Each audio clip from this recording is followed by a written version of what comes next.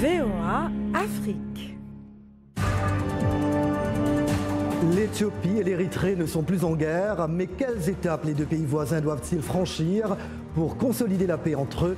C'est le thème que nous abordons dans ce Washington Forum. Jacques Aristide dans la capitale américaine, ravi de vous retrouver. L'accord est historique. L'Éthiopie et l'Érythrée ont donc mis un terme à 2 décennies de conflit. Quelles sont les réactions dans les deux pays? Le processus ira-t-il jusqu'au bout? Que représentent pour l'Éthiopie les réformes que multiplie le Premier ministre Abiy Ahmed? A-t-il le soutien de toutes les couches de la population éthiopienne? Notre décryptage à venir.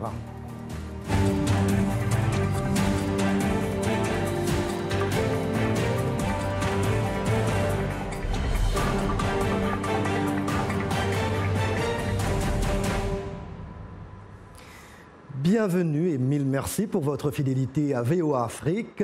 Nos invités vont nous rejoindre dans quelques petites minutes pour décortiquer ce revirement entre l'Éthiopie et l'Érythrée. Mais d'emblée, un récapitulatif des événements qui ont déchiré ces deux pays frères avec Abdourahmane Dia. C'est la première fois en 2 décennies que les leaders des deux pays se sont rencontrés à ce niveau. Le Premier ministre éthiopien Abiy Ahmed, nommé en avril dernier, est reçu en grande pompe à Asmara par son homologue Isaias Afwerki. Un développement majeur et des scènes de joie qui ont surpris beaucoup.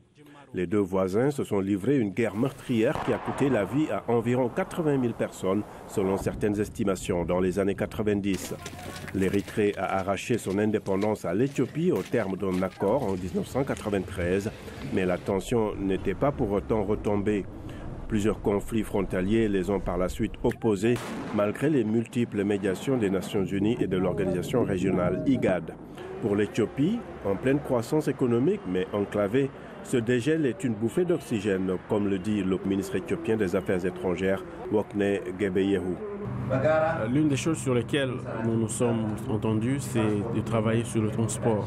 À partir de la semaine prochaine, Ethiopian Airlines va démarrer ses vols sur Asmara dans les deux sens. Les routes et les frontières seront aussi ouvertes.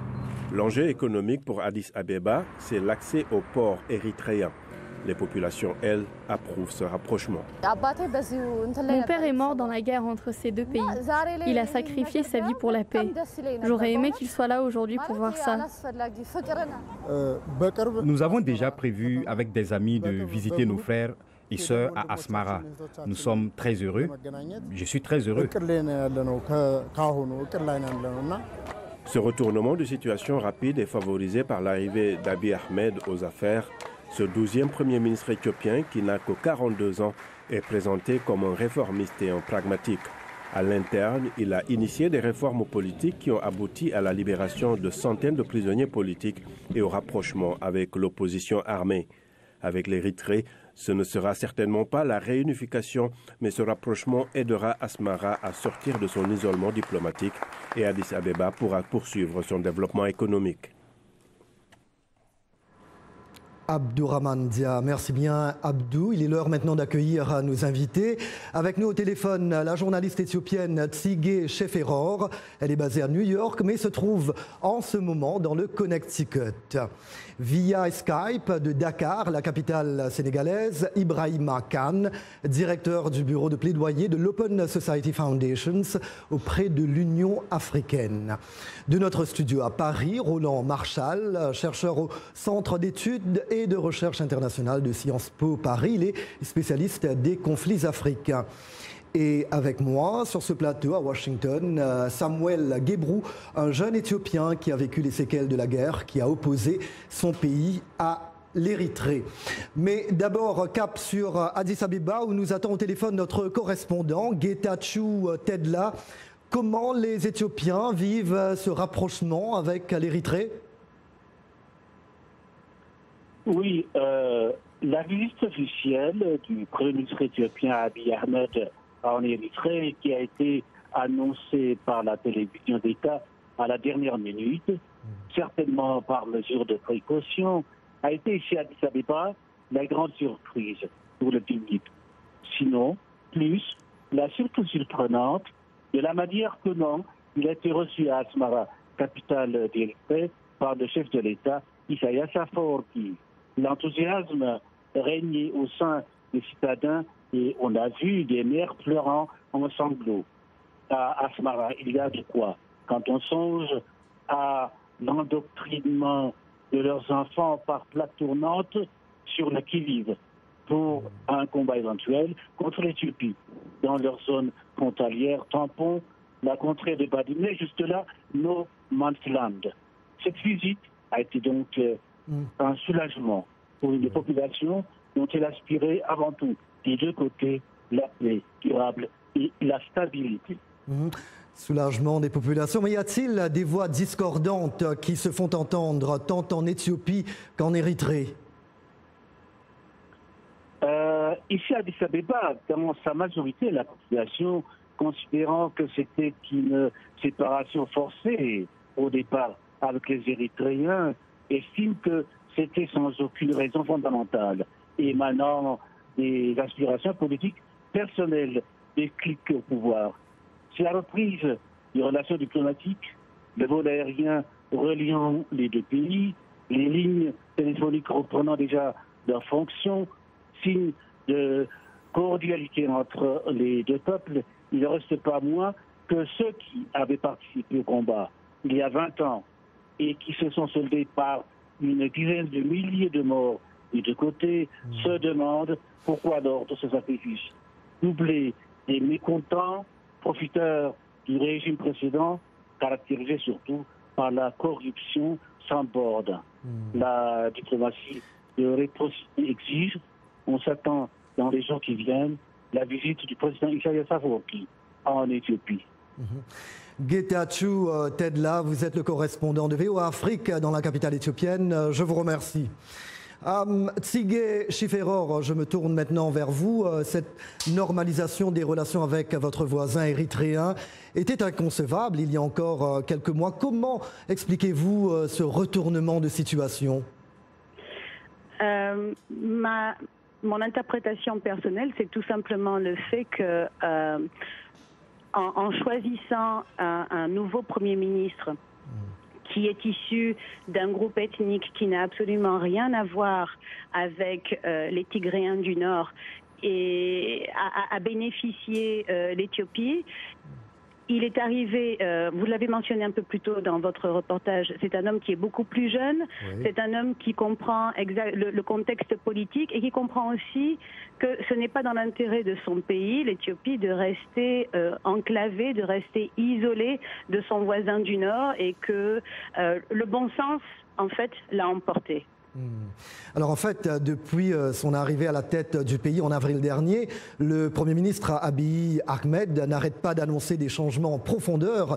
Il a levé l'état d'urgence, libéré des milliers de prisonniers politiques, appelé à l'ouverture de l'économie aux fonds privés et bien évidemment signé la paix avec l'Érythrée. Ibrahima Khan est-il en train de réussir là où ses prédécesseurs ont échoué?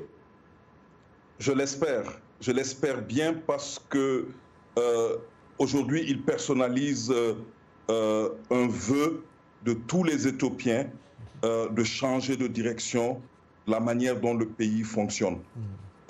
Et je trouve que les actes qu'il a déjà posés vont dans la bonne direction parce que quand on veut changer de direction à l'interne, on doit tout faire pour avoir de bonnes relations avec ses voisins.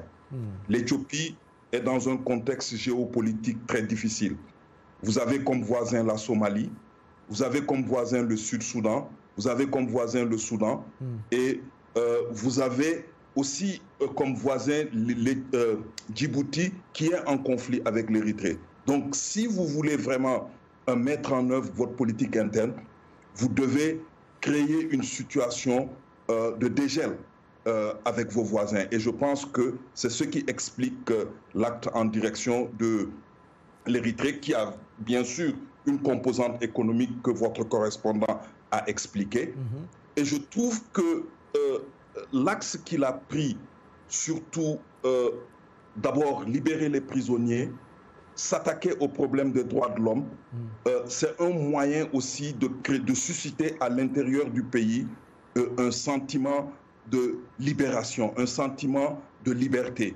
Et qui sait que quand il y a la liberté, quand les gens s'expriment, quand les gens disent ce qu'ils veulent, les politiques peuvent mettre en place des systèmes et peuvent écouter les gens. Un seul exemple pour vous montrer à quel point sa démarche est utile. Oui.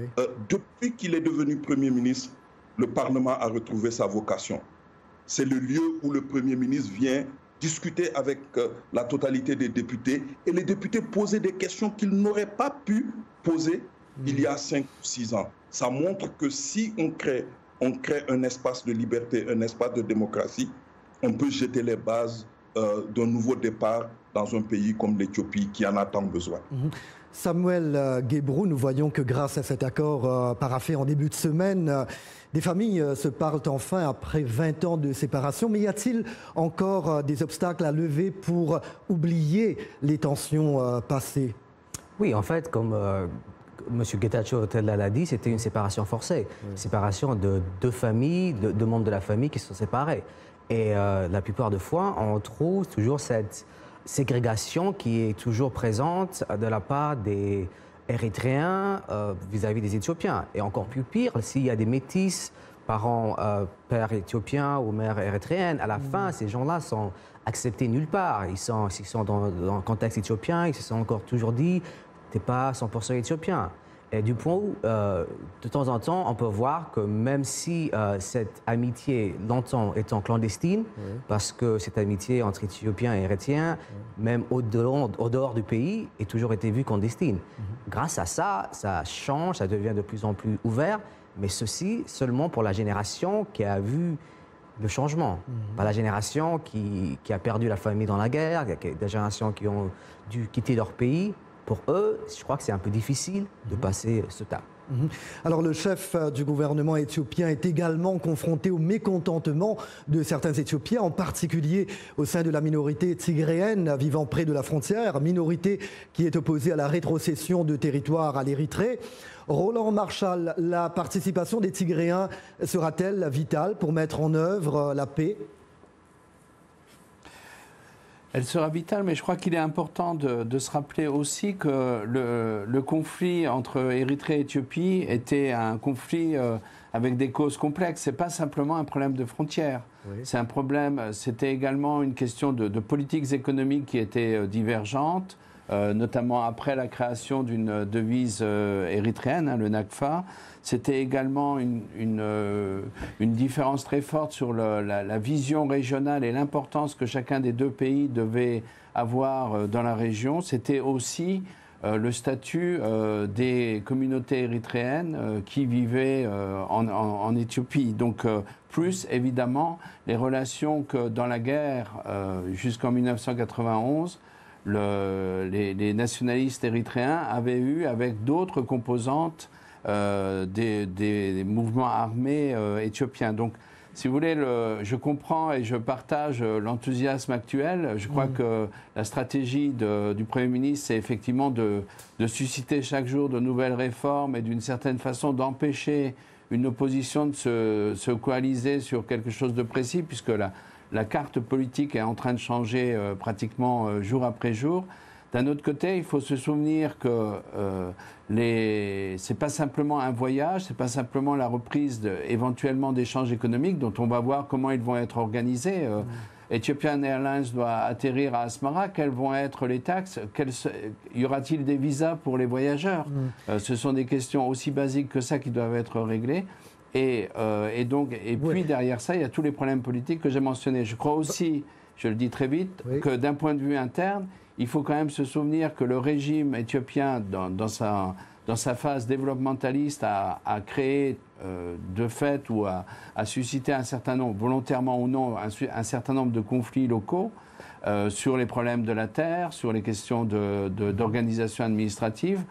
Ces problèmes-là ne sont pas réglés par les droits de l'homme et par l'ouverture du champ politique. Oui. Et d'ailleurs, il y a beaucoup qui disent que l'absence notable des dirigeants tigréens lors des pourparlers à Asmara est une indication que la tâche ne sera pas facile pour Abiy Ahmed. Tsigé Chifero, comment faut-il interpréter l'attaque à la grenade lors d'un meeting d'Abiy Ahmed le 23 juin dernier à Addis Abeba? Peut-on dire que c'était une réaction au train de réforme du Premier ministre? Beaucoup disent qu'il va trop vite, que c'est un homme pressé? Difficile de dire si c'est un homme pressé, s'il va trop vite. En tout cas, une chose est claire, ces réformes dérangent. Et cette grenade, pour ma part, ne m'a pas totalement étonnée parce qu'à un moment donné, je me suis dit que certains réagiraient assez violemment à ce type de mesures qui sont, inédites dans un contexte éthiopien. On n'a pas l'habitude d'avoir quelqu'un qui est choisi au pouvoir issu d'un groupe ethnique différent du TPLF, qui au bout du compte est le groupe de la coalition qui contrôle le pouvoir et qui en plus se retrouve être un Oromo et qui en plus a un impact assez fort dans sa région. Et qui tout à coup vient au pouvoir donc et décide de mener une série de réformes qui surprend tout le monde et qui menace d'une certaine façon aussi les privilèges que certains membres du TPLF avaient avant son arrivée. Alors restez avec nous. Que représente ce rapprochement pour les deux pays, mais aussi pour la région? Ce sera l'une des questions que nous allons aborder dans quelques petits instants, sans oublier les commentaires Facebook et une question d'une de nos stations partenaires en Afrique. Washington Forum revient après cette courte pause.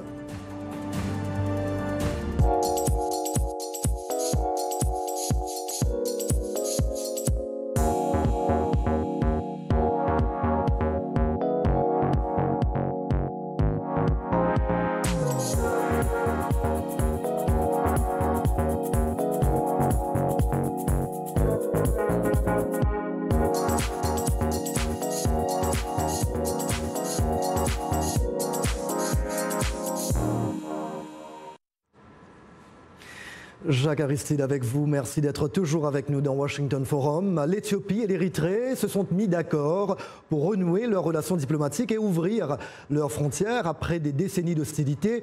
Et maintenant, quelques points de vue sur la page Facebook de VOA Afrique. Archiduc Théodore de N'Djamena, Tchad. Cet accord de paix entre ces deux États frères devenus rivaux est un signe de stabilité transfrontalière qu'attendent les deux peuples, toujours unis par l'histoire. Que la suite soit une concrétisation par le respect de l'accord. Hassan Omar Boulale Gash, Djibouti, l'Éthiopie est à la croisée des chemins entre un pays démocratique et leader dans la région de la Corne de l'Afrique et un pays déstabilisé qui s'effondre sous le joug des ennemis du nouveau Premier ministre, un réformateur et un leader charismatique. Et Alphonse Mbouaki, RDC, les Américains se sont fortement impliqués dans le processus de paix entre Addis Abeba et Asmara, de temps qu'ils trouvent leur compte dans la stabilité sous-régionale. Les droits humains seront respectés et on ne verra plus les Érythréens et les Éthiopiens courir dans le désert pour aller mourir dans la Méditerranée en quête d'asile en Europe ou fuir en Israël pour l'exil. Et nous retrouvons nos invités. Ibrahima Khan de l'ONG panafricaine Open Society Foundations. Il nous rejoint de Dakar. Dans l'État américain du Connecticut, la journaliste éthiopienne Tsigé Sheferor. De Paris, Roland Marshall, chercheur au Centre d'études et de recherche internationale de Sciences Po Paris. Et à mes côtés, à Washington, Samuel Gebrou, un jeune Éthiopien qui a vécu le conflit entre son pays, l'Éthiopie, et l'Érythrée. Tsigé Sheferor, pourquoi est-il donc dans l'intérêt des deux pays de mener jusqu'au bout ce processus de paix? L'intérêt, principalement, il est tout simplement, j'allais dire économique, puisque vous savez que l'Éthiopie dépend exclusivement du port de Djibouti pour faire toutes ses transactions, ses importations, ses exportations. Donc c'est en intérêt du pays d'avoir d'autres débouchés autres que Djibouti. Donc l'Éthiopie s'intéresse notamment à la Somalie, mais avec l'Érythrée, c'est évidemment un plus. Et au niveau diplomatique, au niveau diplomatique, c'est comment dire, le bon sens qui l'emporte pour la simple et bonne raison que les populations sont très proches. Je suis moi-même à moitié érythréenne, ma mère est érythréenne, et donc j'ai souvent été privée de pouvoir appeler l'Érythrée lorsque j'étais en Éthiopie à cause des lignes téléphoniques qui ne fonctionnaient pas. On ne pouvait pas voler non plus entre Addis Abeba et Asmara, et je ne suis pas la seule dans ce cas. Nous sommes des milliers, peut-être même des millions d'ailleurs.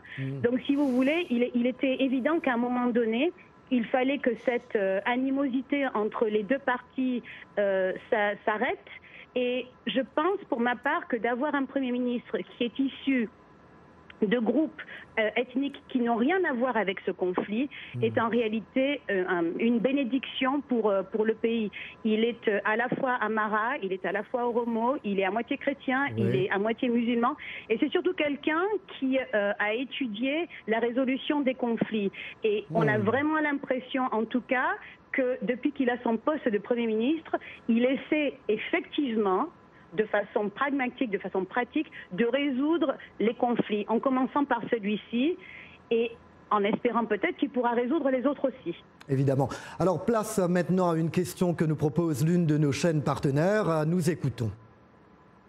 Bonjour, je suis Julie Sefou de Kinshasa, en République démocratique du Congo. Voici ma question. Quel pourrait être l'impact de cette normalisation sur la situation politique en Érythrée, où le régime utilisait des tensions avec l'Éthiopie pour justifier son autoritarisme?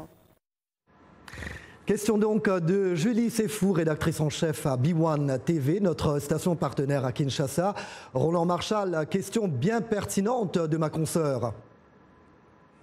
Extrêmement pertinente. Je crois que ce qu'on voit, c'est qu'effectivement, c'est un régime qui s'est construit historiquement après 1993 dans un isolement, dans une certaine opposition à la situation régionale et d'abord à son grand voisin.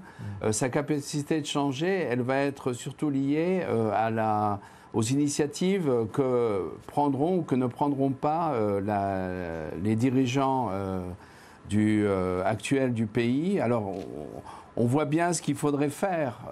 Il faut faire une ouverture, il faut d'une certaine façon faire un peu ce que fait Abiy en Éthiopie, c'est-à-dire remettre en cause l'appareil sécuritaire, déstabiliser ses opposants au sein de l'armée, libérer les prisonniers politiques. Mais si vous voulez, Abiy le fait, comme ça vient d'être très très bien dit, comme quelqu'un qui a été périphérique dans le conflit entre Érythrée et Éthiopie et donc peut prendre ces décisions-là parce qu'il se construit à la fois une base sociale et à la fois ces décisions lui permettent de marginaliser ou d'affaiblir ses opposants. La direction en Érythrée, elle est la même aujourd'hui que celle de 1998 qui a lancé le pays dans la guerre. Est-ce qu'il y aura cette capacité d'autocritique et de renouvellement politique et idéologique? On va le voir. Je crois aussi, ce qui me paraît aussi très intéressant, c'est de voir la politique économique d'Abiy qui essaye de remettre en cause les conglomérats, par ailleurs liés au TPLF, mais les conglomérats économiques qui, d'une certaine façon, monopolisaient les contrats d'État. Est-ce qu'on va vers la même ouverture économique en Érythrée, ce qui aurait aussi l'avantage de consolider peut-être le retour d'une diaspora économique qui a des moyens, qui pourrait faire beaucoup pour le pays. Bon, c'est des questions qui sont aujourd'hui soulevées. Mais je crois que fondamentalement, il ne faut pas oublier qu'un certain nombre de questions, je m'excuse de revenir là-dessus, un certain nombre de questions essentielles sur les rapports entre les deux pays n'ont pas encore été discutés entre leurs dirigeants. Oui, évidemment, en fait, il y a bien des problèmes demeurent à régler. En fait, justement, j'allais vous demander, comme l'accès de l'Éthiopie au port érythréen ou la démarcation à la frontière, on revient là-dessus. Donc, ces deux voisins de la Corne de l'Afrique ont encore du chemin à faire pour consolider la paix, rapidement. Oui, mais si vous voulez, la situation des ports est différente. L'Éthiopie aujourd'hui est approvisionnée à la fois par des ports au Soudan, par évidemment Djibouti, le sera demain par Berbera et sans doute par d'autres ports sur la côte de l'océan Indien de la Somalie, plus évidemment Lamu. Donc en termes de mouvement, on peut penser que l'Érythrée revient dans le jeu avec Assab et Massawa. Massawa qui jouait un rôle vital pour les importations au Tigray. Mais la question est que l'Érythrée revient dans le jeu, mais elle ne revient plus avec le rôle fondamental qu'elle avait jusqu'en 1998. D'accord. Samuel Gebrou, c'est pas moi qui vais vous l'apprendre. De nombreux Éthiopiens vivent à l'étranger, comme ici même aux États-Unis. La question que je voudrais vous poser, comment cette importante diaspora éthiopienne perçoit-elle les changements en profondeur qui s'opèrent dans votre pays? Avez-vous parlé récemment, par exemple, à vos amis érythréens? Donc, eux-mêmes, qu'en pensent-ils? Oui, en fait, mes amis, je me rappelle clairement, lorsque j'étais en CM1, comme un de mes amis a quitté le pays le jour du lendemain, comme si, carrément retiré du pays où il a vécu toute sa vie. Il parlait éthiopien, amharique. Et maintenant qu'on a vu ce nouveau changement dans les mœurs politiques, ça devient plus une amitié qui est ouverte. En fait, j'ai des amis que j'ai pas parlé, avec qui je n'ai pas discuté depuis longtemps. Je peux les avoir au téléphone, on peut discuter clairement de cette situation qui était toujours un peu tabou. Ibrahima Kane, peut-on aller jusqu'à dire qu'Abiy Ahmed entend concrétiser une ambition de puissance régionale pour son pays? C'est clair, et je pense que ce rôle de puissance régionale, l'Éthiopie ne l'a jamais perdu, malgré les difficultés qu'elle connaissait. L'Éthiopie joue encore un rôle important dans la recherche de solutions à la crise du Sud-Soudan. L'Éthiopie s'est investie dans la recherche aussi de solutions à la guerre civile en Somalie. Et si maintenant l'Éthiopie parvient à régler ses relations avec l'Érythrée, elle se mettra en bonne posture pour jouer un rôle dans les relations entre Djibouti et l'Érythrée. Et d'après vous, l'Éthiopie a-t-elle le soutien des pays occidentaux, dont les États-Unis, dans cette volonté de jouer un rôle prépondérant dans la région? Et comment cela va-t-il changer la donne sur l'échiquier régional? Je ne pense pas que ça puisse changer beaucoup de choses sur l'échiquier régional, sinon renforcer la place de l'Éthiopie comme acteur majeur. Mais qu'en est-il au niveau de la question sécuritaire? Vous ne pensez pas que cela va changer quand même un peu de choses? Oui, mais la question sécuritaire n'est pas simplement une donnée dont les solutions résident entre les mains des Éthiopiens. Vous savez par exemple que la crise en Somalie, malgré la présence éthiopienne, n'est pas totalement réglée. Le règlement se fera notamment par une forte coopération avec le Kenya. Le grand problème à l'heure actuelle, à mon avis, dans la sous-région et sur laquelle l'Éthiopie doit vraiment peser, c'est la crise au Sud-Soudan. Elle perdure. Une bonne partie de la population sud-soudanaise et aussi une partie de la population éthiopienne, les Nouers. Et tout ça peut avoir un impact sur le travail qu'il est en train de mener au niveau local. Voilà. Sigé Chefferor, en deux mots, si c'est possible, êtes-vous optimiste pour votre pays, vous qui êtes éthiopienne, érythréenne? Et française aussi au passage. Eh bien, écoutez, je veux croire que ces réformes sont sur le long terme. Je veux croire qu'ils réservent encore quelques surprises et que le pays est sur le bon chemin. D'accord. Samuel Guébrou, les réformes déjà entamées, évidemment, vont-elles vraiment changer la trajectoire économique et politique de l'Éthiopie, qui est d'ailleurs le deuxième pays le plus peuplé d'Afrique? Oui, c'est le deuxième pays le plus peuplé d'Afrique, mais c'est aussi le pays avec plus de diaspora en dehors du pays. Là, maintenant, avec cette liberté de voyage, on aura plus d'affaires, plus d'économie qui va revenir. Par exemple, je peux prendre Mohamed Ahmed, un des grands chanteurs éthiopiens, qui va avoir un concert à Asmara. Ça, c'est le début d'une grande vision économique qui va avoir lieu. Voilà, point final à ce Washington Forum. Un grand merci à nos invités, merci à toute l'équipe et bien évidemment, merci à vous, chers amis fidèles de la VOA. C'était Jacques Aristide dans la capitale américaine. À très bientôt. Take care. Merci bien.